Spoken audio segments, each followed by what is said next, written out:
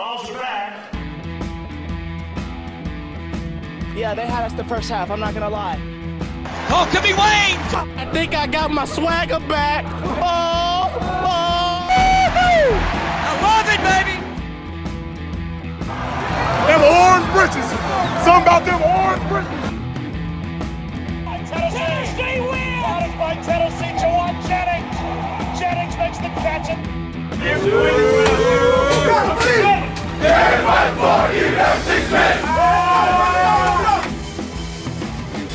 just won a basketball game, and we're very happy right now. I made up my mind. I don't expect to ever look back. I'm going to stay at the University of Tennessee.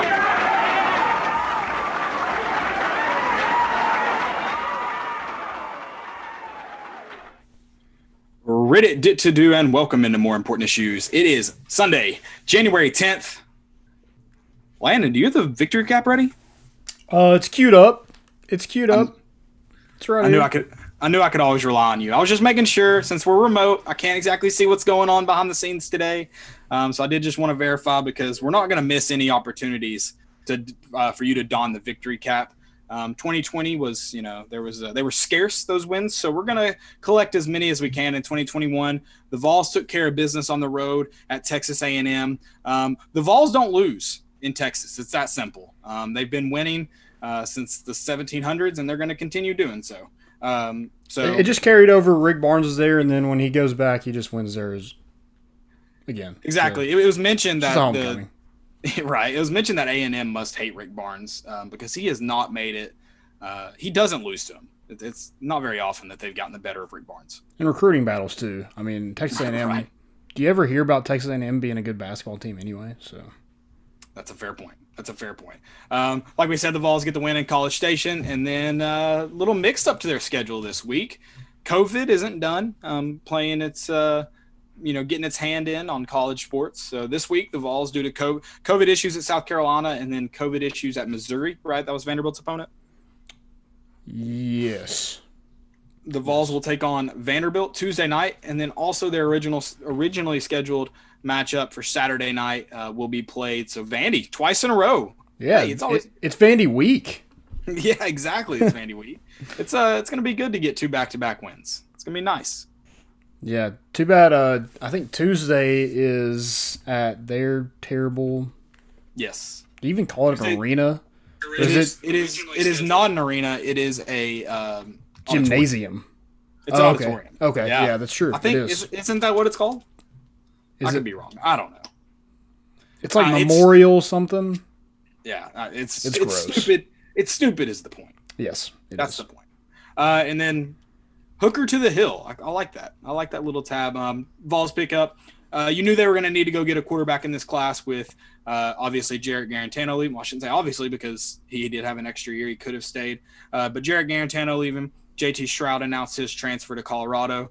That quarterback room's looking thin. You don't know exactly what's going to happen with it.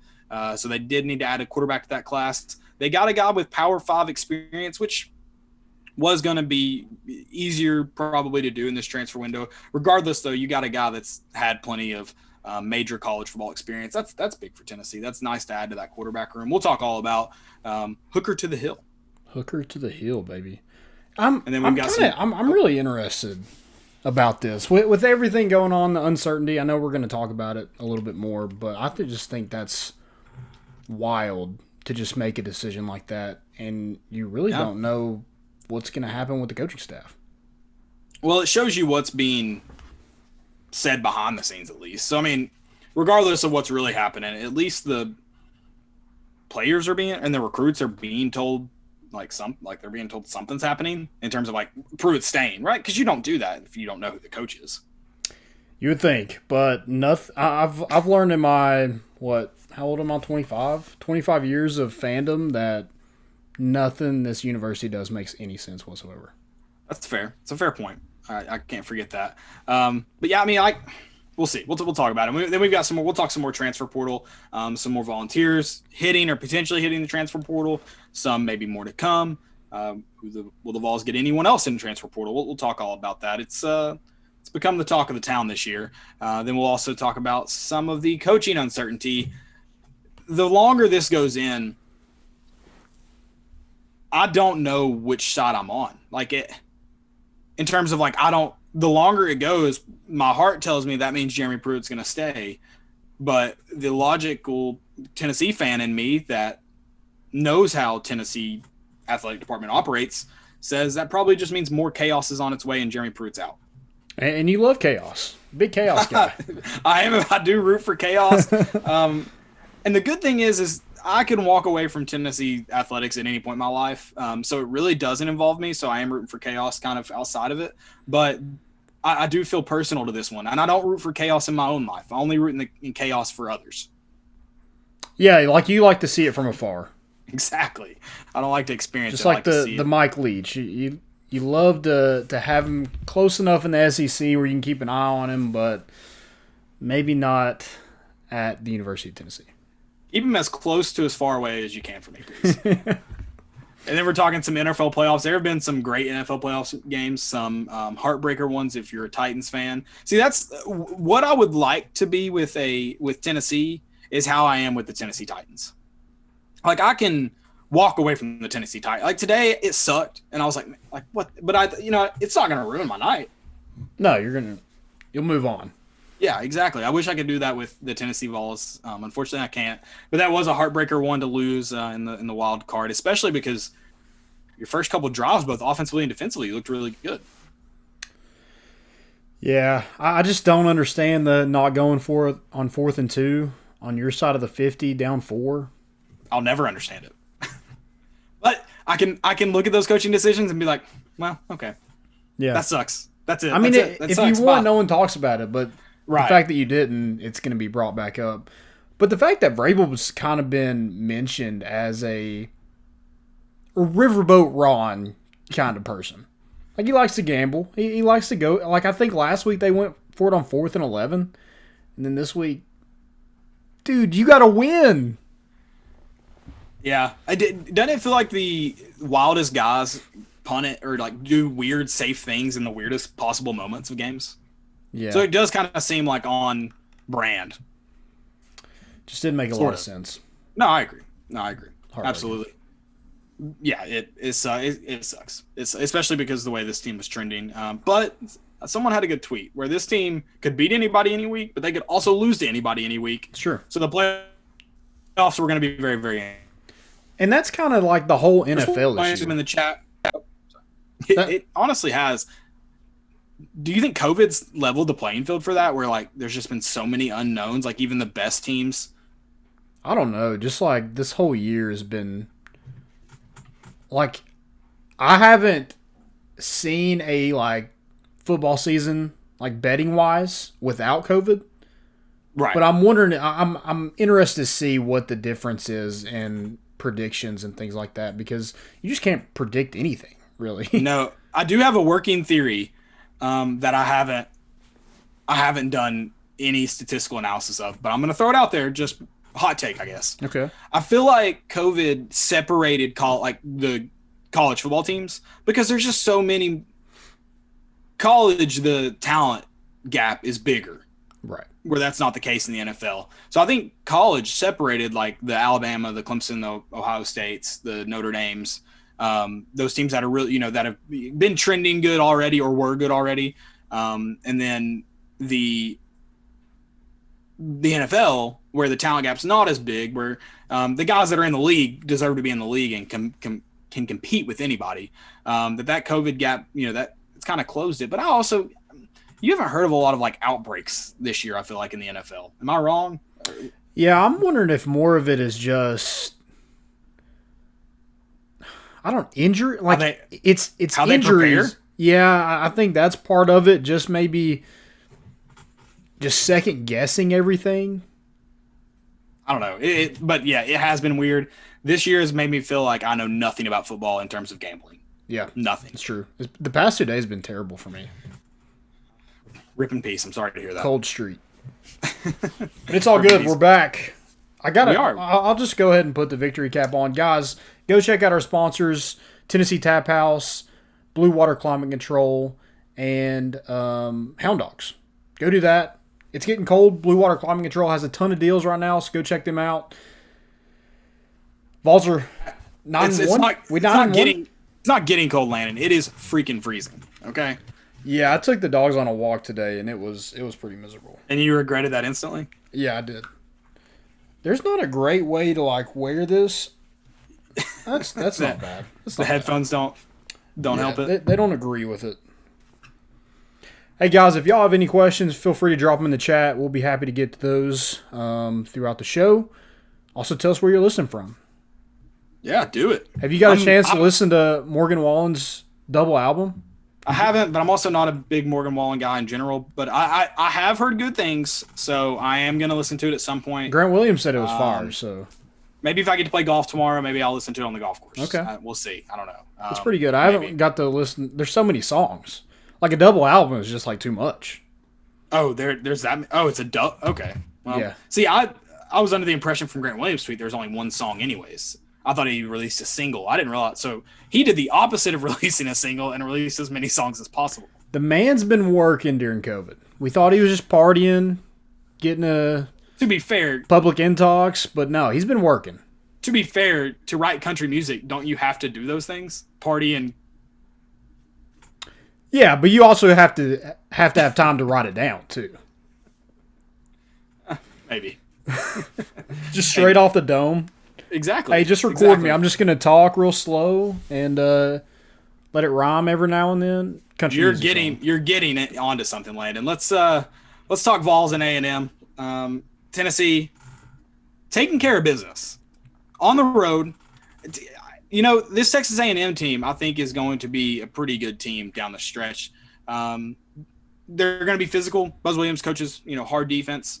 So I think it's probably better you got them this end of the season. Not that I don't think Tennessee could win, but when you talk about potential, matchups, I think Texas A&M presents a challenging one. I don't think they're, they've been a thorn in some people's sides the past couple of years, just because of how physical they've been. I think this is only Buzz Williams' second year. Is that correct? Yeah, I think we had a tough game with them, I think at home last year, if I remember correctly. They ended up winning, but Buzz is on the court half the freaking game. Yeah, he was. In his vest. Yeah, but I mean, did he go to Regal Tuxedo on yes. Kingston Pike before he? That's exactly where he went. But they are physical. Tennessee thankfully does outmatch this team. And then, man, I mean, when you start that hot, I think at one point towards the end of the first half, they were shooting 62% from the field, like 40-something% from three. Now, on the back of Santiago Vescovi, who hilariously apparently had a bad warm-up and comes out not missing. It's a Euroball. Warm-ups don't matter in Euroball. No, exactly. I mean, he found that nice spot in the corner that he really liked, that they gave him three either lightly contested or wide open. And he wasn't going to miss after he hit the first one from there. Yeah, I think the key to this game is just starting off fast. And then when you came out of halftime, you're only up 7. But, I mean, the lead was never really in doubt. And then you come out of halftime and then go on a 7-0 run. They have to take a timeout. I mean, Texas A&M was not going to come back from 14 down with Tennessee's defense. They just don't have enough offensive firepower. And there's not a lot of teams that have enough firepower to correct. If Tennessee gets out to that lead, that defense isn't going to let it up. So that's good. And one thing Tennessee can improve in this game is rebounding. You got number one out rebounded, but you were pretty much out. You were pretty much beat on the boards the whole game. Yep. Yeah, Vescovi was huge. I think he had 4 in the first part of the first half. He had 6 total. But Tennessee, I thought, moved the basketball around a lot yesterday. I think we've kind of gotten onto him a little bit of how it just kind of gets to one side of the court and it just kind of stays there, and guys don't really move. They just kind of pass it between themselves. But I thought there was a ton of good ball movement yesterday. Got a lot of open shots. Had 23 assists on 27 made buckets. So a lot of open shots, and then we capitalized on those open shots. Yeah, I think the offense did, like you said, it looked a lot better. The ball movement, where you've seen flashes of it in games, I thought the ball movement was pretty good throughout the Texas A&M game. I think this offense still has quite a ways to go in terms of either taking shots, because a lot of times which, can be a good thing. Guys passing up, decent looks, trying to find that next great look. But it also puts us late in the shot clock a lot. That's not, always friendly to your it doesn't help you out. If you get late in the shot, the defense wants to get you as late as possible in the shot clock. You're only helping the defense there. And I feel like a lot of guys are passing up some decent looks, looking for better looks. Sometimes when you get a good look, you just got to shoot it. Maybe hesitant because shooting hasn't been fantastic over the last stretch of games. But the offense can still take some more strides. I feel like and again, I feel like that's nitpicking. Like, I feel like I'm nitpicking, but if I'm going to say anything needs work, it's definitely still on the offensive end. I don't know how much better you can get on the defensive end with this Tennessee team. They force everything inside out. Teams to beat you are going to have to shoot lights out from three. And as frustrating as it is when it happens, it's not going to happen every game or, a lot of games or hardly any games. And even if they're hot, we have to be cold because, right. You saw against Arkansas where they shot 40% from three, but we're still able to win by 5. And it probably should have been a lot more. Texas A&M, I feel like, should have been a lot more. But that's me nitpicking. Again, you won by 14. How much can you really complain about this game? Did we get sloppy at times? Yeah. Springer had 6 turnovers. We had trouble inbounding the ball for whatever reason a little bit yesterday. And then my only thing is, like, a lot of people are mentioning Fulkerson and how he's not as productive on offense. I think a lot of that is just how many weapons you have on the floor at one time. Yeah, certainly. Yeah, I agree. If you're the only weapon and you're inside, yeah, you're going to get a lot more touches. But if you have guys on the, point guards and shooting guards are meant to score. Mm-hmm. So, I think it's a lot. Yeah, maybe could he have more than 7 shots? Sure, maybe. But I feel like with a physical team like Texas A&M, they're going to force you to make jump shots, and we did that. And he had 11 points, 5 rebounds. He was 4 for 7 from the floor. I don't know how much more you really want from the guy. No, I think and that's a good thing. You don't need a ton from him like you did last year. And not saying that, obviously Fulkerson handled it well last year when he was called upon. He went into Kentucky and we know what happened then. Mm-hmm. So good that he can when called upon, but it's also good that you can lift some of the weight off his shoulders. Teams have certainly been keen on him a little bit more this year, forcing other guys to make plays outside of Fulkerson. And so it's more challenging for him to get points. It's harder to earn points. But thankfully there are other guys on this team that can score, that can produce. It's not going to just rely on Fulkerson. I think you're going to see a lot of Fulkerson not being the main guy the rest of the season. Now, is he going to have plenty of double-digit games? Yeah, absolutely. And he should, because he's still one of your better players. But it's not going to be like last year where he's your first look almost every possession. And I think that's a good thing. I do. Could he have played a little bit better? Probably, specifically on the boards. But I thought he played a good game. And this is for Fulkerson, but this is for the whole team. Being a little bit more physical on offense. And I know the officiating, a lot of people were not happy with the officiating. I don't know where I stand on it, just watching it one time. I do know they got a lot more fouls, or we had a lot more fouls called on us. But we did not get to the free throw line enough. You'd like to see you go into the hole and earning more foul shots. Yeah, and that's the majority of his points have really been at the free throw line. He's made a killing at the charity stripe so far this season. So yeah, I want more production out of him, but I don't know. Like you said, I don't think you really need it. Mm-hmm. He's going to be underrated. He's going to have 12 or so points, 5 or 6 rebounds a game, and that's enough. Yeah, and then there's probably games where he has more than that. He has probably 18 where he dominates somebody. But a team like Texas A&M, I think 11-5. I think that's right where you should be. I'd like to see more rebounds from him and more rebounds from Pons. We're going to need our bigs to get more involved on the boards. I think they had 9 offensive rebounds yesterday. So yeah, everybody needs to crash the boards, especially on the defensive side. Anasicki, he didn't get a lot of minutes yesterday. Really not a lot of big men, and it was probably more of a matchup thing for Rick Barnes. But not a lot of big men, but you got out and outworked. Kumwa came in. He did not play a lot, but in the few minutes he played, he had one specific where he caught the ball and instead of hesitating, he went right up and had a nice little bucket just below the basket. I thought his 3 minutes were probably his best 3 minutes of basketball that he played at Tennessee so far. Yeah, perfect from the field. You can't chalk it up any better than that. Can't complain. Yeah. Let's get a couple of rebounds next time you're out there. What about Springer getting in the starting lineup? That was huge. Because you had Keon do it against Arkansas, Yeah, and then you had Springer against Texas A&M. Do you think we roll with that lineup, or do you think it's just going to be game to game? I think right now it's game to game. Not that may be your final lineup. You know, when you're talking about getting into later in SEC play, maybe tournament play. I think that's a good lineup. But I think right now it looks like they're going to toy with it a little bit and see kind of what plays out best. You know, I don't know if Springer brought anything more than Keon or vice versa. I don't even know if either of those guys brought any more to the starting lineup than Victor Bailey Jr. did.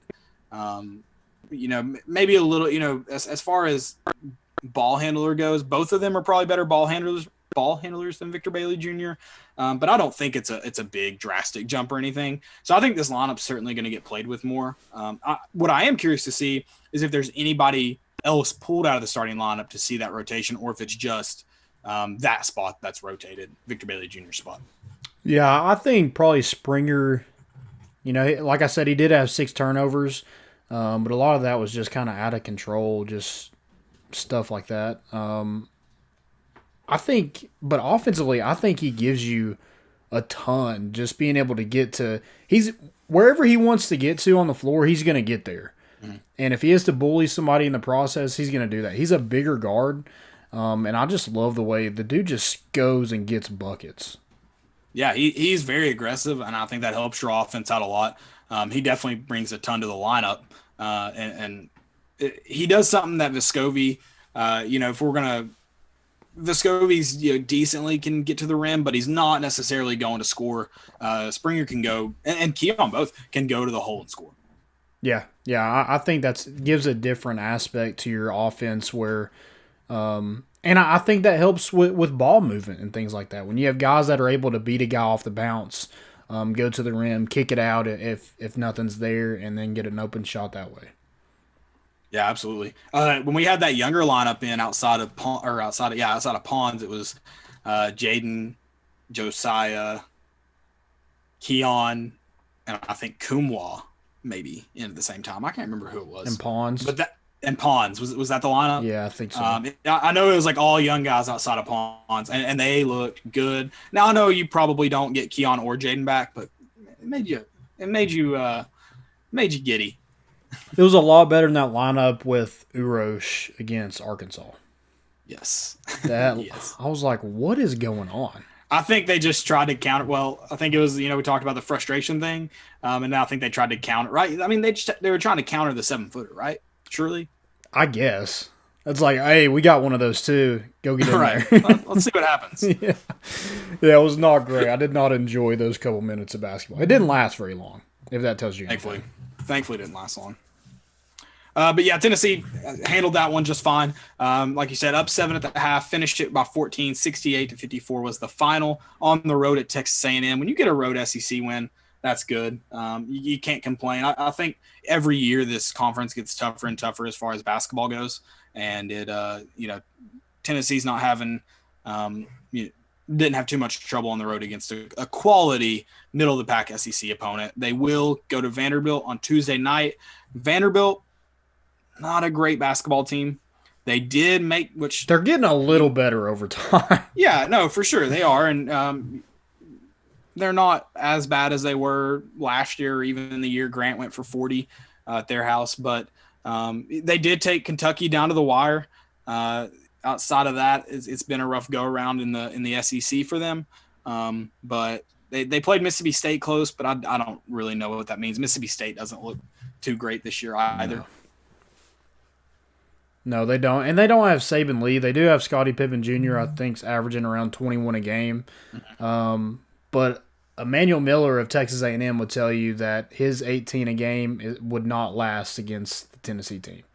Because Tennessee held him to just 8 points Pons is a big reason for that. He was on him most of the time. And then, everybody kind of switched on and off of him. But, Pons had him the majority of the game, and he was not getting the buckets he usually does. So, Scottie Pippen Jr., I just don't think you're going to get that 21 come Tuesday or Saturday.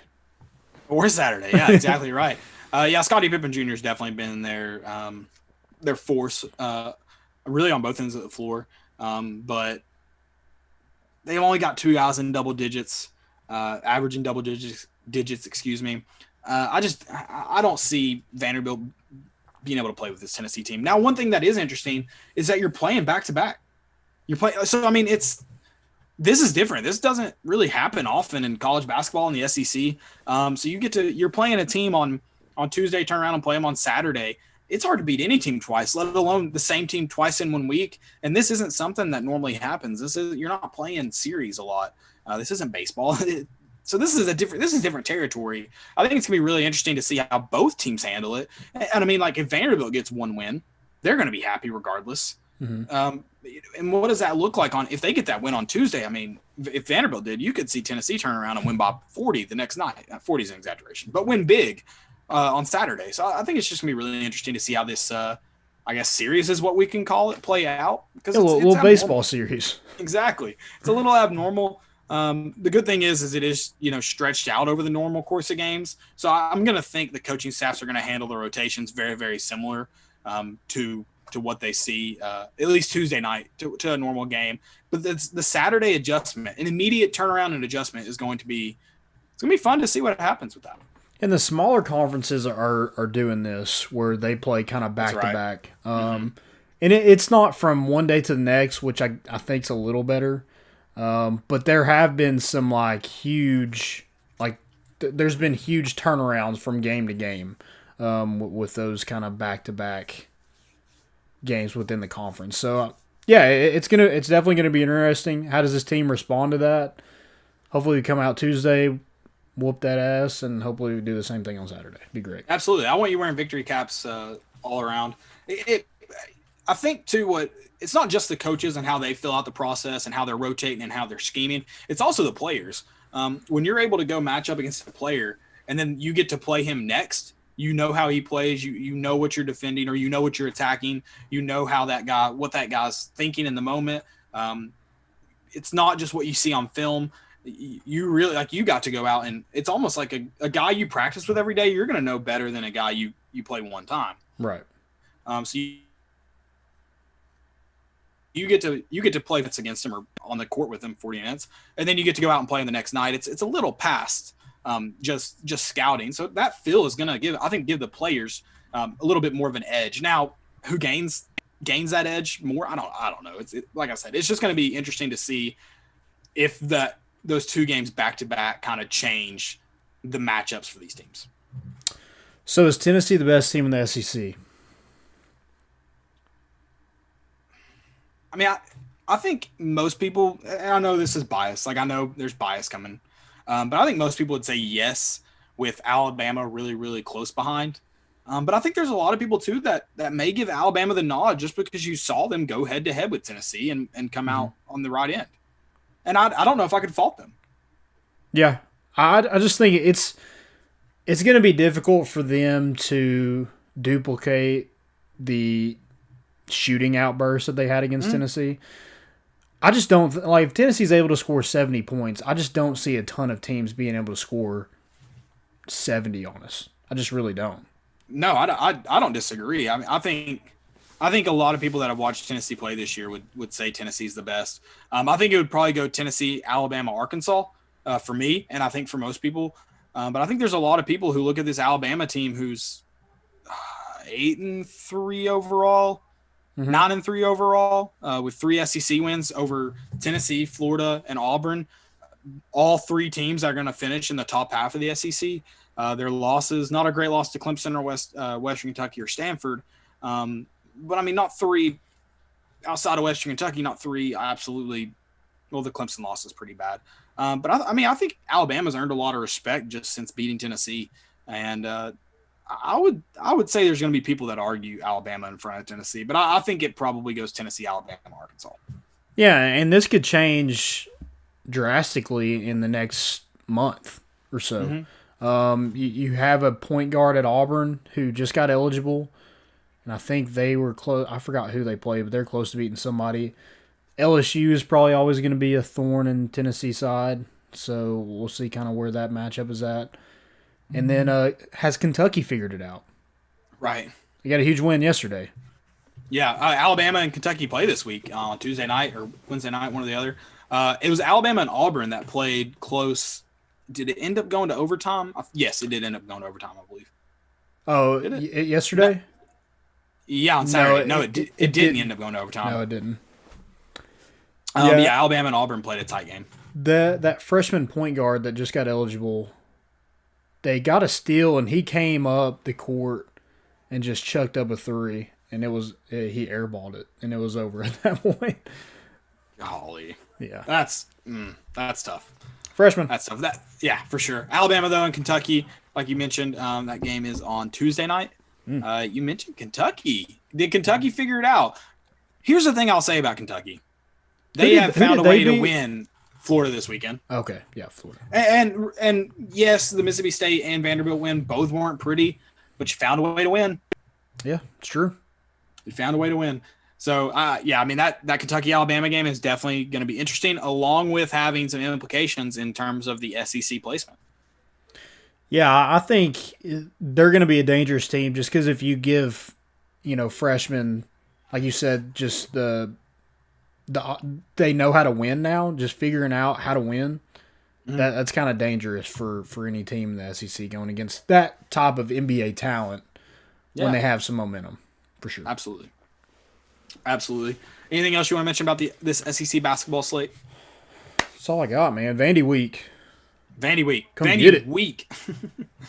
We'll talk. We'll preview that Tuesday night game, or that. We'll recap that Tuesday night game on our next show, and then preview the. We'll know a little bit more. We'll kind of see what to expect from the Saturday night game after the Tuesday night game. So that'll be a fun little turnaround for us.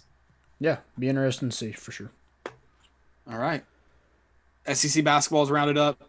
Let's talk about transfer. Tennessee's got. It's not all guys leaving. Tennessee did gain a transfer. Gained a pretty talented transfer in that. Yeah, I think it was. We mentioned him on the show a week or so ago when Bailey Zappi went elsewhere. When Jack Cohn went elsewhere, we're like, who else do you get? And I said that if you're wanting to go the dual threat quarterback like you are when you're getting Caden Salter, if you're wanting to do that, you need to add a guy that you can already kind of implement that offense with. Have maybe a veteran presence in that quarterback room. Now, if he wins the job or not, you still can, kind of have packages or, kind of center your offense around what kind of quarterback that you have under center. Right. And so this one's huge. I just think a guy that's had Power 5 experience, a guy that can make plays with his legs is huge. Because when I first saw him, I was like, "Holy crap, that's Josh Dobbs in a Virginia Tech uniform." I think that's what's gotten everyone excited. I'm gonna pump the brakes on the Josh Dobbs comparison because Josh Dobbs won against all the odds at Tennessee, in my opinion.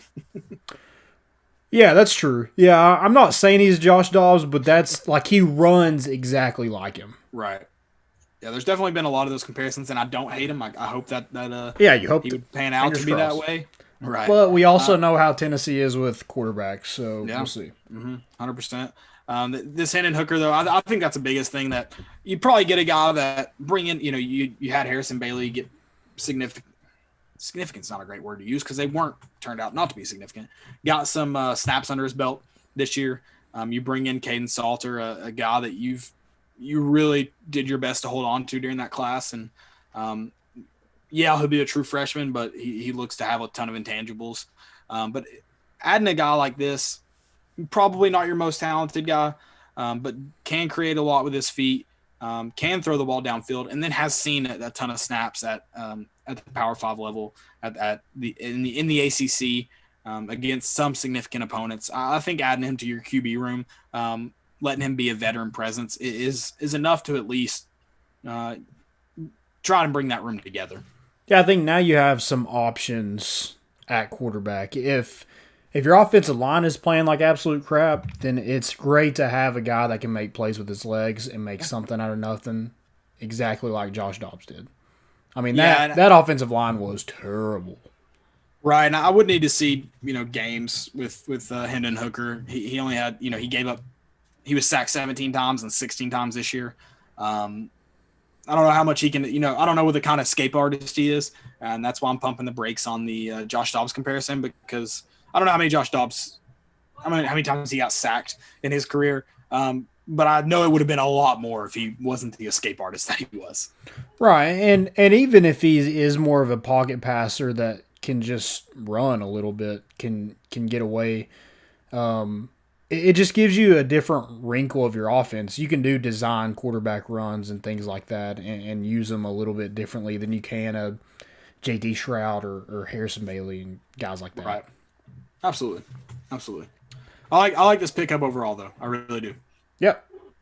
For sure. And he threw for 2,894 yards in the 2 seasons at Virginia Tech. He took over, I think, in the middle of the season in 2019. And he had 22 touchdowns, 7 interceptions, 1,033 yards of rushing, and 15 touchdowns, and threw for completed 63% of his passes. So the good thing is he's going to have more weapons here than he did at Virginia Tech. Yeah, hopefully they are used that way, but yeah, you're right. I mean, there's definitely more talent. Now, like you said, if it's used, that's to be determined. But right. Eric Gray and Jalen Hyatt, Weidman, Callaway, Bayless Jones Jr., guys like that. That's a quarterback's best friend. You just got to know how to use them. The talent is certainly there. That is not being disputed. The talent is there. But Hendon Hooker is a Vol. He committed and already signed. Can you confirm that? I can. Okay. Just want to make sure. Can confirm. Okay. I don't know if this is a J.J. Peterson situation that, regardless of what he said, we needed to confirm he was on campus. I got to confirm it. The tweet was telling me that maybe most people couldn't confirm that only one person could. I don't know. So I did just want to verify. Maybe you could confirm. I didn't know. It's officially official. It's officially official. I love that. Transfer portal. And we're going to talk about some of Tennessee's guys hitting the transfer portal. Anybody else that you see that you think Tennessee could be going after, maybe guys they recruited originally in their cycle, guys that are from this area, anything like that maybe portal right now? I think Hendon Hooker, he had ties to Jay Graham. He's from Greensboro, North Carolina, which Jay Graham is also from North Carolina. I think he went to Dudley High School where Peyton Page actually went. So there's some ties with Jay Graham, so it wasn't completely random, I don't think. And then but as far as other guys go, I think it's difficult. Like I just don't. I mean, Hendon Hooker believed in what he was told, but I just think with the uncertainty with the program, that'd be hard for me to sign somewhere where I didn't 100% know the coach is going to be there or not. I agree wholeheartedly. But Jamie Robinson, he was a cornerback that Tennessee recruited, went to South Carolina. He entered the transfer portal. He chose today. He was going to Florida State. And then Eric Gilbert, Tennessee would thought to be kind of in the mix there, but right. It looks like Florida's getting all the rumors are swirling that he's going to Florida. And how can you not be interested in going to Florida after what you saw with Kyle Trask and Kyle Pitts this past season?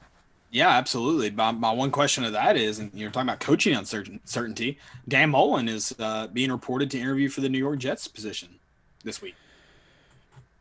Yeah. Do those rumors create some uncertainty at Florida that maybe help? I mean, I don't know if they help Tennessee because Tennessee has even more uncertainty. So. Yeah, it's got to a little bit, and maybe he just waits it out a little bit and sees what happens. Or, maybe he has a team that he's kind of like, oh, if things don't work out here, I'm going to go here. And maybe that's Georgia. Maybe that's closer to home. Who knows? But it looks like he's going to be in the SEC regardless, and right. with the uncertainty and kind of darkness going around Tennessee right now, I doubt it would be the Vols. Let's try not to play him every season. Yeah. Let's do that. It'd be great. Yeah, go to the West. Hopefully he goes to Arkansas. We don't play them for a while. Yeah, that'd be nice. But Tennessee has 16 guys right now in the transfer portal. And that number, does it look good? It doesn't. But the fact is, like, none of them have really been a huge surprise. But if Wanye Morris truly does enter the transfer portal, that will be alarming. Yeah, and then you're hearing reports Darnell Wright may. Correct. Yeah, it just doesn't look great. And with Wanye, has he lived up to the 5-star hype?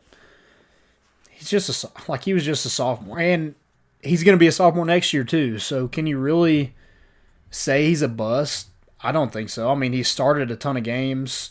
You still don't want to see a guy like that transfer, right? And that's the thing. It's not just like his on the field play. It's like he's considered a leader on this team. You know, any kind of hype video or he's spoken to the media a couple times. So you just don't want to see a guy that's had that much kind of exposure on this Tennessee campus leave for whatever's going on. Exactly. And we need would not be good. You need bodies on the offensive line, so he's not a guy we're just like, oh, who cares if he leaves? Yeah, we do care if he leaves. You need all the help you can get on that offensive line. And is some of that coaching? You know, if we're talking about Darnell Wright and Wanye not really living up to all the hype, how much is that on Will Friend? Because he's been terrible. So does that get any better? It surely can't get much worse. It surely can't get worse, but I'm not confident to say it'll get better. Right. Not confident. Not doing that. Transfer portal is not good for Tennessee. I mean, it's just you expected some this year, but when you have significant guys leaving, that's not good for you. That doesn't bode well for your program. Thankfully, you didn't lose like a ton of guys at early signing period. Doesn't seem yet that you're going to lose any more in the national signing day. So I guess that's, can be, something good going on. But, I mean, it's just not good when you have guys leaving that had roles on your team. Yeah, my fear is, like, whatever happens, if you do fire Pruitt, what does the transfer portal look like? Because Tennessee right now can only add 5 more guys to this class and be on scholarships. So you can't add – you have 16 in it right now. You're not going to add 16 guys to replace those guys. You're adding 5. Or I guess 6 if you count Hendon Hooker. Yeah. No, that's a good point. It makes it even worse when you can't actually go out and replace them. Yep. And like you said, where Alabama and Clemson kind of separated themselves with all this COVID stuff because of depth. I mean, they're just getting better and better with all this. Right. Because teams aren't leaving when you're winning, when you're competing for championships. Guys aren't leaving. Even if they're second string, they're like, well, I play a little bit on special teams, I get a ring. But guys, here, if you're second string and you're highly recruited, you're probably leaving. Yeah, when you're not, and especially when you're not winning, it makes it it gives you more of a reason to look for alternatives.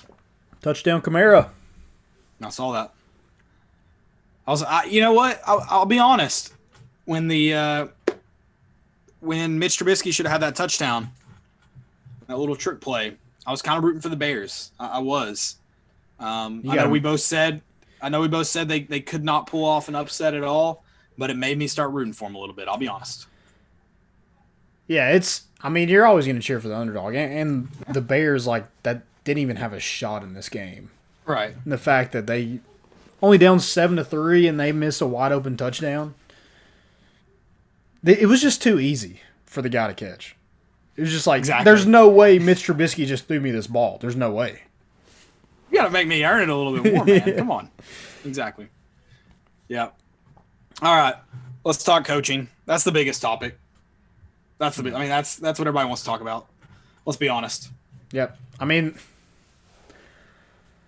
the longer it goes, the more it sets your program back. And I think we said this from the get-go, and it's just for a number of reasons. It's the recruiting aspect. You want to get in early on these 2022s. You have to this point, but if you're getting a whole new staff in there, that whole staff has to recreate all those relationships. So you have that. You have the transfer portal where you're going to have guys in this class. Staff changes. And then your head coaching pool, if you do make that change, it's dwindling down every single day. So that those guys that maybe you would call and see if they're interested, some of those guys are already off the board. How have we not heard from anyone inside the athletic department, whether it be Jeremy Pruitt or Philip Fulmer? It's insane. How have we not heard from anyone? It's insane. I mean, it's just darkness. I mean, there's just nothing. There's supposed to be interviews next week, so hopefully we hear something in the next week or so, but I'm not confident in that. No. I don't know. I mean, I don't know what's going on, truthfully. For everybody I think there's a lot of people, like, we know there's going to be there's recruiting questions. Like, everyone knows that much. But I truthfully don't know what's going on. The stuff you're hearing kind of seems cut and dry, maybe some violations, but nothing that seems like warranted getting fired. Nothing. Yeah. So I just don't know. And I think it's time to move on from Jeremy Pruitt. I think it's now almost too late to move on from Jeremy Pruitt for this year. Like, I think at this point, like, you're digging yourself a bigger hole. I think that Vol fans who are rooting for this allegation, something in this investigation to come out, I think one thing we got to understand is if Jeremy Pruitt's fired with cause, that is going to set this program back. Not because of who Jeremy Pruitt is, but because we're going to have violations. Mm-hmm. Who the next coach is going to come in and have to work with something worse than what was already probably going to be handed to him. So as much as I'm ready for Jeremy Pruitt to go, I know the longer this goes on, just the worse and worse it gets for Tennessee. Yeah, for either decision that's made. Because like at this point, pay him $12 million just so we can move on. So we can put ourselves in a better spot. $12 million is worth being in a better spot in my eyes. You have the effing money, pay it.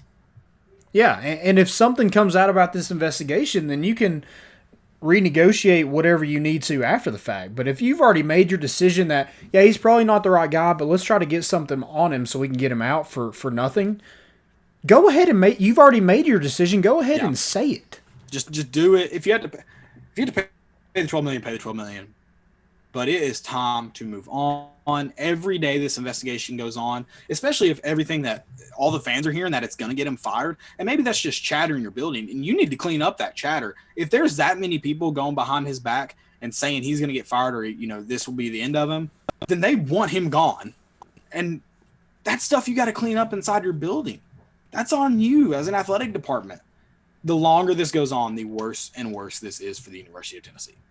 Yeah, and what if they do, at the end of this, decide to keep him? Then you went through all that, missed out on guys. You didn't get the hires maybe you wanted from the get-go because you have a freeze on your right now. It was all for nothing? We're waiting all this for nothing? So it's either setting the next guy up for failure, or you've literally done absolutely nothing. And you probably put Pruitt in a worse spot for 2021 as well. Yeah. So it's just it's poor decision. It's poor decision making at the very top. And I like Phil Fulmer, but that starts with him. He is the athletic director. It's poor decision making in the athletic director's office. It's that simple. And I get, like, he probably wants it to work out, but it just seems like everybody above him is kind of out. And I know, like, their first priority, the people above him, like the chancellor, the president, general counsel, whatever, their focus is on the university itself, not really the football program. But if the university is their big, like, this is what we're focused on, the university, well, what makes you money, bud? Your football program makes you a hell of a lot of money, so you need to get that right. I don't know what to do, because it also feels though that like if some of the stuff that that we've heard over the last decade that's happened, then it also I gotta say that there's some place where the board trustees also need to stay where be out of the situation. Yep. And let the athletic director work. But we just don't know what's going on though. Yeah, somebody needs to step up and give us some clarity. That way, I mean, if nothing else, it stops all the rumors. Right. But just come out and say, like, what's so hard? Even if you're faking it, fake it till you make it. Pruitt's our guy. And we're having to do this investigation because we may have heard some things that happen in our program. We're an NCAA institution, and we need to respect whatever this crap the NCAA is. Because we're an NCAA institution. Fake it. Say it. We may not believe it, but you at least said it. So we got to contest it. Right now, you're not saying anything. Yeah, you've got this whole staff kind of in the dark. And like, how are you able to go to work every day and do a good job when you don't even know if you're going to be there any longer? I'm going to tell you right now, there are probably some guys who can, but not everyone can. No. There's some guys sitting on the last couple of days of their contract, last 20 or so days of their contract right now, that I can promise you are not giving their all right now. No.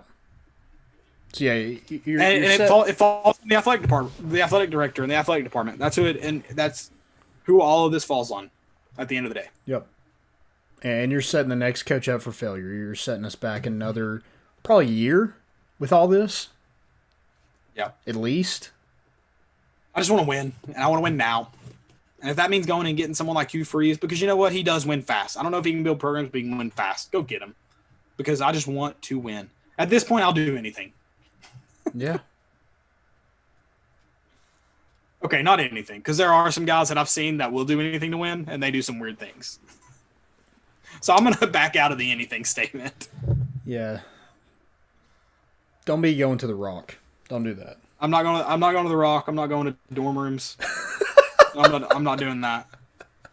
That's not something I'll do. Oh my goodness. I could not believe that happened today. That was the greatest thing. That was amazing. I love Twitter so much.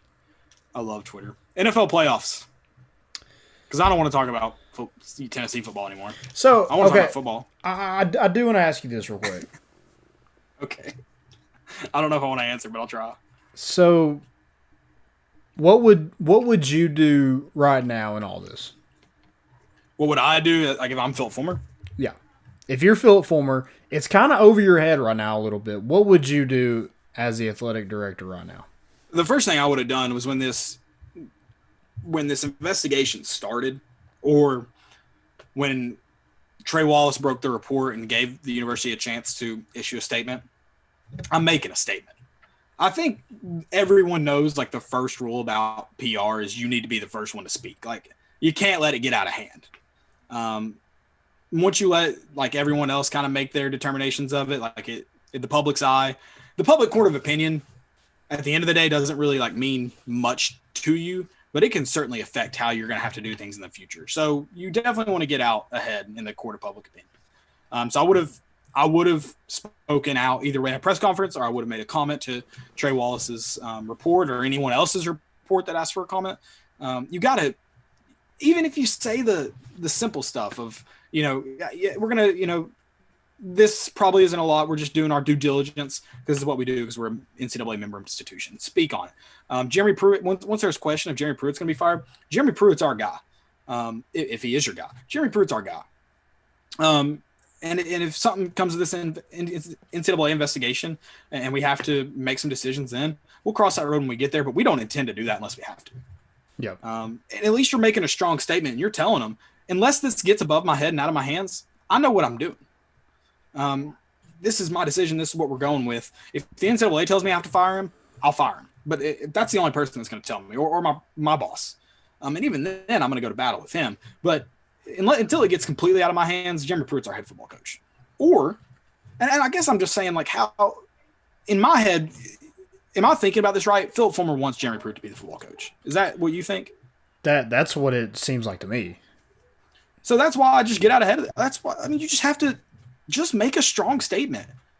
And if you end up having to, you end up having to. But at least you seemed strong the whole way, and at least it looked like you had his back.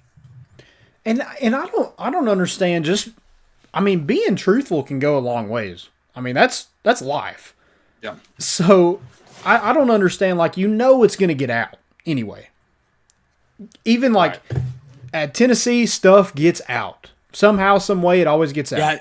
Was this? It doesn't look good that. Yeah. Go ahead. It doesn't look good that Trey Wallace broke the story, and it wasn't just like Tennessee didn't just release a statement on it. Right. Yeah. That's not a knock on Trey. That's just saying like that's not like Trey Wallace did a good job. That's on the university for not. Correct. Yeah. So Florida was able to go a year without anybody knowing it until it was resolved. That doesn't happen here. Things gets out. So I like what you said. Get ahead of it and try to take it on full steam. And if you're truthful, people are like, well, at least they told the truth. I mean, at least you have that. I don't even think you have to like work hard. I think it's just saying this is what there's an investigation going on. We don't expect it to impact who our coach is. Jeremy Pruitt will be the coach in 2021. Not that half-ass whatever you did for the Liberty Bowl. That was weak. Yeah, it was.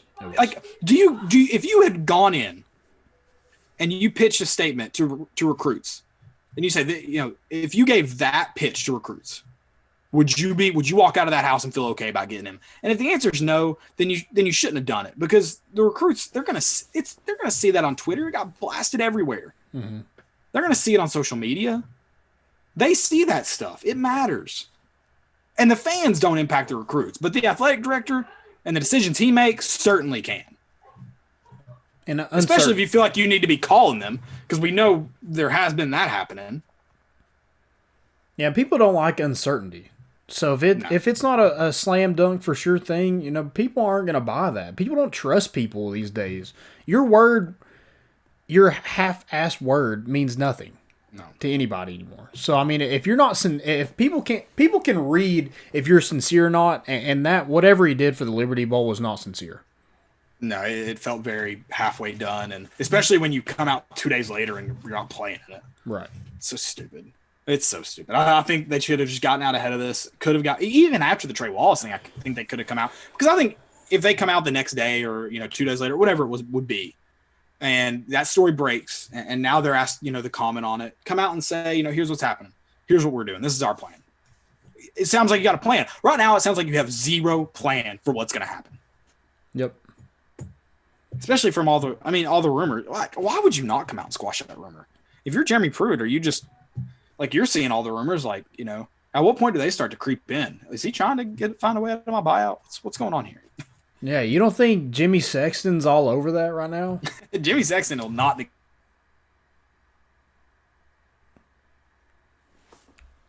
I think we lost Caleb for.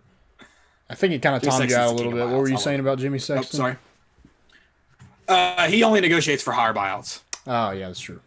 Yeah, so it's just going to increase. Only bigger buyouts. So what you're saying is we're going to give Jeremy Pruitt an extension after this whole investigation. I would love that. At least you sound like you got a plan. I would love that at this point. But turn it around somehow. So apparently he hasn't been interviewed yet by the council. Dude, they don't have a plan either. No one here has a plan. It's like, how is the head guy not been talked to yet? Well, doesn't that lead you to believe that it doesn't really involve him that much? Investigation been going on for 52 days. Yep. It's sad, man. Who said that? I'm sorry. Miserable Vol. I feel you, man. What can you do? It's Tennessee. Never a dull moment. I just don't understand why we can't get anything right. Because if this happened to Alabama, these investigations, no one gives a rat's ass. No one cares. Also, and everyone's cheating. All the Alabama fans and all, Nick Saban doesn't have to cheat. He just gets them to the NFL. Buddy, Nick Saban bought that dude. What is it? A Dodge Tailcat? Yeah, they all get them. That's like their Dodge Charger is part of the admissions packet. The University of Alabama football program. They get an iPad and a Dodge. Their goodie bag gift. Yeah. Yeah, exactly. The day they walk in their backpack, there's a keyless starter for their charger out front. So yeah, drop that bull crap. Everyone cheats. Nick Saban does it the best because he doesn't get caught. And he wins, so no one cares. And he wins, so no one bats an eye. If Tennessee NFL goes playoffs, 7-3, I don't like hanging. yeah, okay. It doesn't matter. Yeah, no, you're right. I would love to talk. No one cares. You're absolutely right. I'm just. I think I'm creeping into. Yeah, I'm about to yell. Am I getting louder? I feel like I'm getting louder. See, I'm like I'm pulling a. I've talked to you so long, so it's just like whatever. You whatever. mad a lot. Yeah. I feel like I'm getting Nick Saban territory where like the more I talk about it, you're not getting like in game, like live mad. So it's not a lot can reproduce that anger. Not a lot. Like Florida 17. Golly, man! If I could go back, I'd burn that place to the ground. Who had a chance to burn down Ben Hill Griffin and didn't do it? Wasn't it on fire at one point? Yeah, it was on fire. I think it caught fire, didn't it? Yeah. Why didn't the city just be like, we're good? Cut that as a total loss. Yeah, we're right at all. Call the insurance. We're done. That claim going. Yeah. NFL playoffs. Connor Gregory just texted us and said these have sucked. So I guess he's not like them. I love the Colts Bills. Rams Seahawks was a fun one to watch. The Bucks game was fun to watch. The Rams and Seahawks Ravens was a terrible game today. Okay, hold on a second. The Rams looked fine. The Seahawks sucked. The Rams did not look great either. Their quarterback almost got decapitated, and then Jared Goff has a broken thumb or something. He has like pins in his thumb or in his hand. I don't know. Yeah, it just didn't look like a good playoff game. It was very ugly. Well, the Seahawks just sucked, so that doesn't help it. I thought the Rams looked okay. Now, it wasn't the best game of the weekend, but I also would say the Rams-Seahawks game has been better than any game today. The two games that were played today. Yeah, maybe. I mean, the Ravens earned that. They did win. That's fair. But it was... Lamar Jackson went off. The second half was not fun to watch. Yeah, that's true. Yeah, in this game, I mean, that first half, it was 7-3 at halftime. 7-3 at half. That game's been ugly. That's gross. It's about to end too. 3 minutes left. It's almost over. See what happens in the Browns-Steelers game. Speaking of COVID, but the Bills-Colts game, a lot of fun to watch. Fun to see the Colts. I mean, Philip Rivers. Giving it all he's got. My hot streak with the Bills has come to an end. Finally ended. Yeah. It was going to end sometime. I mean, the Bills played well too. Yeah, it was going to end sometime. The Bills played well. I thought that was a really, really fun. Yeah, I thought that's fair. I thought that was a great playoff game. You had fans in. I don't know if their stadium has a name now. I don't remember what it used to be. But you did have. You had fans at that game. Josh Allen threw for 300 plus yards, 2 touchdowns, and the Bills march on. Is their first playoff win since '95? Like Buffalo Bills, something like. Was it '95? So I can't remember. 25. It's been a while. Jesus. I'm 25 years old, and I was born in '95. So yeah, that's right. That's rough. 25. Yeah, I'm 25. How old are you? And then the Bucks Redskins game. I'm gonna call them the Redskins. I'm sorry. I'm gonna do it. Bucks Redskins game. I mean, the W word Redskins. What the crap? Yeah, exactly. I thought that would be the ugliest game of the weekend. Truthfully, I did too. Yeah. Yeah, that was. It felt like a classic ugly Tom Brady win coming in. I mean, and who is this freaking quarterback? Did he find like? Yeah, I don't know. What did he have like 8 shoes appearances on a power line? Yes, I mean, that's gonna be the story. Good Lord, that's definitely gonna be the story that he found those. That's funny. I love it. Straight from the XFL. What did he have? Baby. 8 total appearances. Is that where he most recently played? Yeah, he was with the Battlehawks. That was his first start, right? Taylor Heineke? Heineke. I don't know how you say his name. Yeah, something like that. I don't know. But I think that was his first career start, no? I mean, he took Gave it all he had. Yeah, he took Tom Brady to the wire. Loved it. Love it. I thought Tampa Bay's so defense we was a lot didn't better than that. I mean, he ran all over them.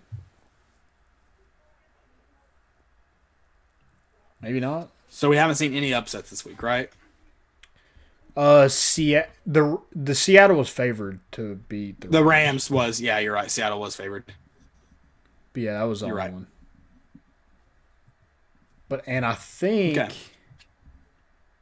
so the Ravens have covered and the Saints have covered.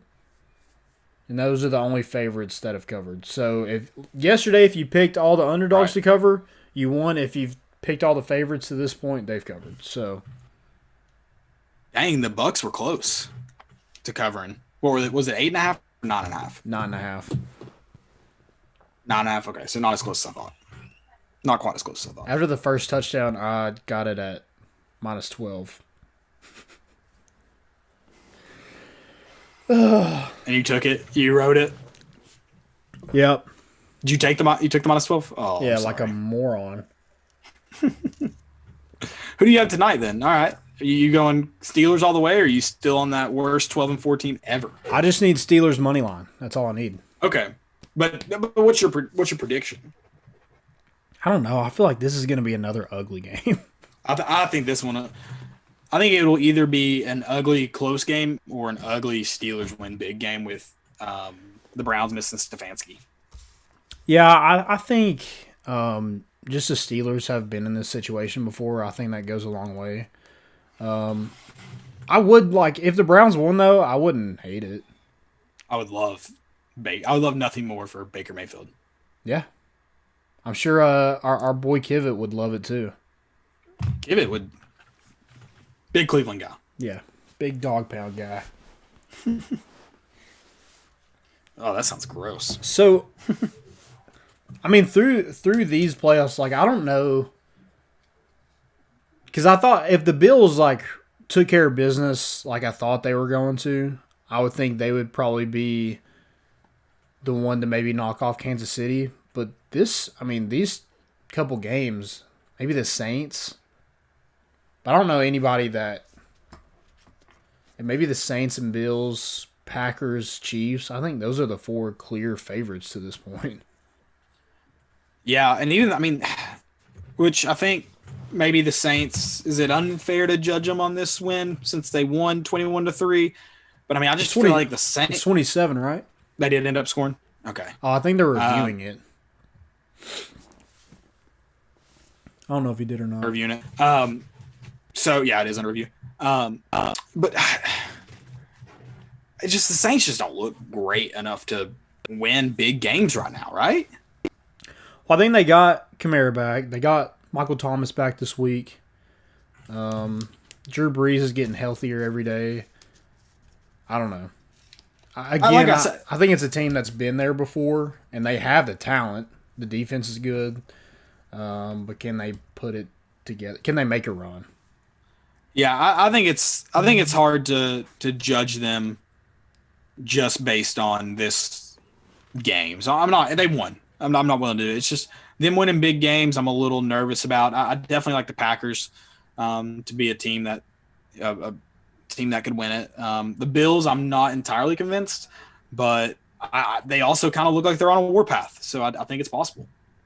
Yeah, at some games I'm like, dude, they are probably going to knock off Kansas City. Yeah. Yesterday probably wasn't one of those games where I'm just like, yeah, they're probably going to lose to Kansas City if I went off just yesterday. Fair. That's fair. I can't really argue with that. We got any fan questions that have been dropped in? Anybody got any questions? Drop them in the chat now, or any from today, yesterday? I haven't seen any. It's been weird, been quiet, kind of like the Tennessee administration.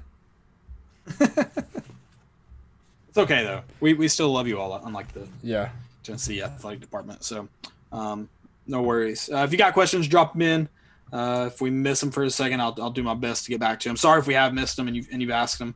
I think Chris asks, what else do UT fans have to look forward to other than this potential coaching search? You're 9-1 Tennessee basketball Volunteers, so don't worry. And the Tony Vitello and the baseball program over there is pretty dang good too. You do have the baseball program as well. So The Lady Vols have only lost one game. They won today. They did end up winning? It was close. I think Was it ugly? I think it was 64-63.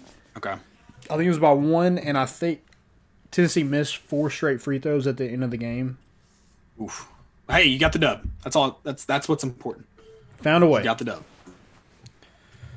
dub. Win is a win is a win is a win. What do you think about, before we get into our segments, what do you think about JG going to Washington State? Who cares? I don't know. I that too. Are they still air raid team? I don't even know who their coach is. I'll be 100% honest. It's the Stephen A. Smith. We don't care. We don't care. We don't care. I hope he does good, but I don't care. Yeah. Like, he could do bad. I am kind of surprised at that. Like, to move all the way across the country, I thought that was weird.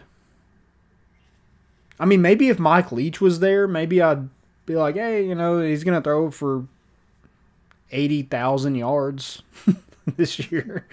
I don't know. I mean, is the Pac-12 a better kind of fit for his talent level? Probably. It'd be interesting to see him and JT go against one another in the Pac-12. Yeah. Pac-12 championship is going to be Colorado and Washington State. That would be just poetic justice for the last however many years of Tennessee football. I mean, there would not be anything that defined it better. Martin Nagy's he's gonna have to write a whole book just about that game. If Colorado and Washington State play in the Pac-12 championship, I think we should both have to go and wear Jarrett Garantano Washington State jerseys. I don't even know if that's possible. Can they play each other? I don't know what division they're in. That's a good question too. I can look it up. So if they're in the same division, do we say if one goes we have to get, like, if Garantano goes we have to go? Because we've always believed in Trout. That's not the same. They're gonna do college game day just for that game. Yeah, exactly. All right, let me pull the Pac-12 divisions. I think you should have to wear a Jarrett Garantano jersey. They're in separate divisions. It's Washington State's in the north, Colorado's in the south. Oh my gosh, this is gonna be hilarious. Hey, go ahead and buy that Garantano Washington State jersey. Go ahead and get it ready. Get your red number 2. I'd rather have a Colorado Shroud jersey. No. If they make it, you have to wear the JG jersey. All right, I'll do it. Okay. I don't even know where. Can you imagine how much money we have to spend to get out there for that? But I think you have to do it. I think you do. If he makes it, I'll go. And you have to wear the jersey. Yeah, you have to. Yeah, that's what I'm saying. And I'll go. Okay, perfect. Good. That works. I'm happy. I just thought Rutgers or Arkansas State was a sure thing. There is no way Arkansas State was going to happen. No way. Because of how things turned out before, or because you think he thinks he's a Power 5 quarterback? I mean, probably both. Yeah, honestly. I didn't consider that second one, but that's probably also accurate. I would say it's more so the relationship that they have. I don't see it possible. Gotcha. Maybe I'm wrong. All right. Most important of the week. What do you got? Most important. Oh, we did see Jordan Allen is going to Weber State, he mentioned. And I think Balin Buchanan is going to Louisiana Tech. So, I mean, if that tells you anything about the guys that are transferring, if they're going to, like, these schools, like, it's not a loss. Correct. Most important, I got LaMelo Ball. Okay. Balling out. The youngest player in NBA history to record a triple-double. Did that last night for the Hornets. Dude, he looks good. And I know a lot of people he does look good. Don't really like his family, and probably good reason. But the kid's legit. I mean, he can play. For him kind to of go annoying because through of his all high school that, videos. to like not to go overseas and kind of live and play in that, and then to be a top, was he number 2 overall? Yeah, no, Yeah. number 3 overall. Yeah. 3 overall. I think that's crazy, insane. No, for sure. To get where he at is definitely taking some effort, and ridiculous talent. So I've got. Did you see the dunk with the backboard breaking dunk from the kid with a mullet? I did not. Does he go to I'll have Coastal to Carolina? find it.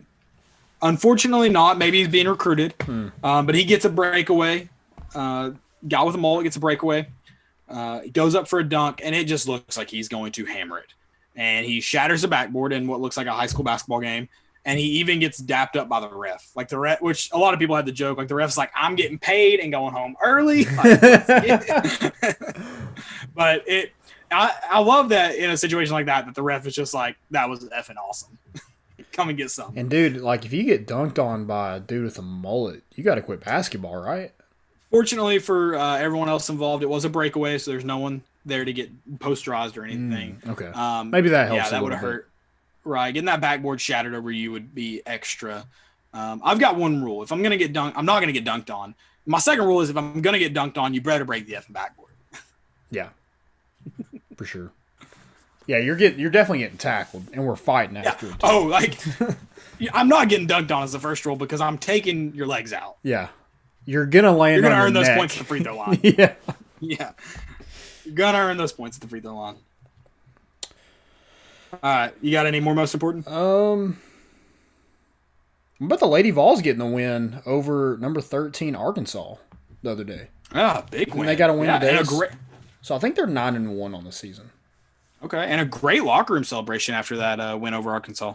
8-1 on the season. Sorry, 8-1 on the season. Yeah. Yeah, and beating them by 15. That's, you love to see it. Are they going to be ranked?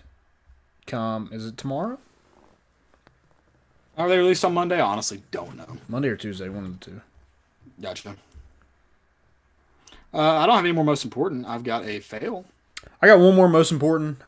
Max Ferguson, Tennessee junior infielder, has been named a preseason All-American by Perfect Game.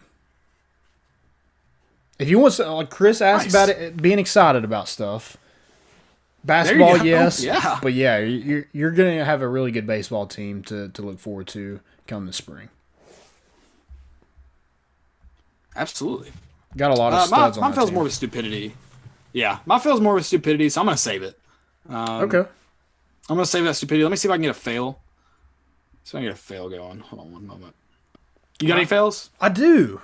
And you might disagree with this, but I just thought it was a lot for nothing, really. Auburn's new football performance center with a flight simulator. Dude, I know that sounds silly, but I think that'd be awesome. I'm just like, why? I mean, like niner, approaching runway. Am I clear for landing? I don't know why. I mean, we can all agree that some of these facilities are getting out of hand. But yeah, sure. I don't know why. But I would definitely be very excited about the flight simulator. I don't know how many people are going to use it. Seems like not a lot of people would use that. Did you see Jimmy Graham's catch to end the game? No, I haven't. He just got a one-handed touchdown. Oh, wow. Ooh, they almost covered. Did they? It was about 12, so they covered. But a lot of people were asking me because I got my wisdom teeth taken out on Wednesday. So if I sound weird or my face looks a little fat, that's because of it. It's nothing that I've done. You look Promise. great, man. But I said as soon as I'm fully recovered, I'm going to a Bridge and getting the best burger in Knoxville. Talk to you about that. Dude, I've had Stock and Barrel. I've had a Bridged. A Bridge is better. I promise. Have you had a Bridged? I've had a Bridged. I've had it the moment someone told me it was the best burger in Knoxville. And you didn't think so? It's good. It's a very good burger. But Stock and Barrel, ride or die for Stock and Barrel. I'm sorry. But do you think it's close? I'll give it that they're close. I just like a Bridge better. I don't. I mean, it's a good bird. Like it's a very like I have recommended a bridge to people. Okay. So like yeah, I think it's good, but like I think Stock and Barrel is just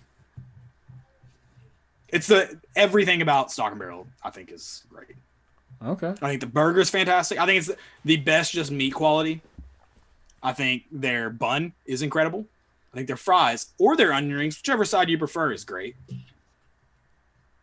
So I'm just a big Stock and Barrel guy. Okay. I mean, you're wrong. I hate you, but it's fine. I'm glad you mentioned that because I didn't want to tweet it at you, especially knowing I would see you in a couple hours. So I was like, I'll wait. So I'm glad you brought it up because I'd forgotten.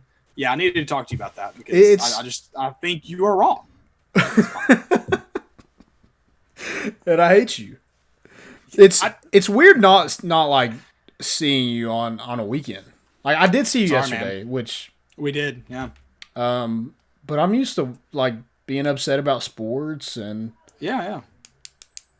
Miss you, dude. Miss you too, man. I shot an 81. I shot an 81 today, so I was pretty upset about that. If you want to be mad too. Dang. Yeah, trying to break 80 again. Can't do it. But you did. I'm a terrible golfer. You have done it though. Yeah, I did. 2 weekends was that last week? I don't remember. It was a while ago. Where was it at? Was it at Sevierville? Sevierville. Yeah. Are you a member? No big deal. Dude, it's it's way too cold for golf. Let's establish that. It was 28 degrees this morning when I left my house and I went and played golf. So fail on me because I'm an idiot. But that's why you shot an 81. Correct. Absolutely correct. I might go play tomorrow in Johnson City. So if anybody's listening that knows some good places around Johnson City, let me know because I'll probably go play it because I've got my clubs with me. They're actually right behind me. Nice. So, yeah, no big deal. I'm one of those guys. Just travel with my clubs. Some old guy at Hilton Head made fun of me for not traveling with my clubs. So now I just take my clubs everywhere. Wait, he made fun of you because you don't like you're anywhere you go. You're supposed to take your clubs. Like you never know. Well. Yeah, exactly. You never know. Exactly. He, we were sitting there at the bar talking, and he was like, I was like, yeah. He's like, you playing golf this weekend? I was like, no, I'm only in town for like 2 days, so I didn't think I'd have time. He's like, oh, I always find time to play golf when I'm somewhere. He's like, I take my clubs no matter what. I was like, that's good life advice. So now I just do it. Okay, so like traveling is different than like going to the grocery store because if he's carrying them to the grocery store, I'm like, dude, that dude's kind of a serial killer. What if you show up to what if you're like trying out a new Ingles and there's a golf course behind it? I feel like that's important to have those clubs in your back seat. So I guess if you ever see an Ingles in front of a golf course, let me know. I'll let you know. I don't know why I chose Ingles either. That is a random grocery store that I don't even think many exist in Tennessee. Do we have? So, I think there's one in Morristown. There is one in Morristown. When I go shopping for my grandmother, that's where I go to Ingles. She's an Ingles shopper. Nice. She got Food City myself. Rewards no card? big deal. She does. She makes sure I take it every time I go. So. Yeah, no big deal. All right, man. You got anything else before we get off here? That's all I got. All right. Guys, we appreciate y'all listening as always, whether you're listening live on the podcast, on Facebook, Twitter, YouTube, wherever you're at tonight. We always appreciate it. We'll be back with you on Wednesday morning, recapping the Vanderbilt game and previewing the Vanderbilt game. I'm sure we'll also be talking about more uncertainty because I just don't imagine Tennessee making a decision before Wednesday. So. Yeah, I'm willing to put some money on it that we won't hear anything until then. So, good luck. God bless. Thanks for listening. We're bringing the boat in, and we out.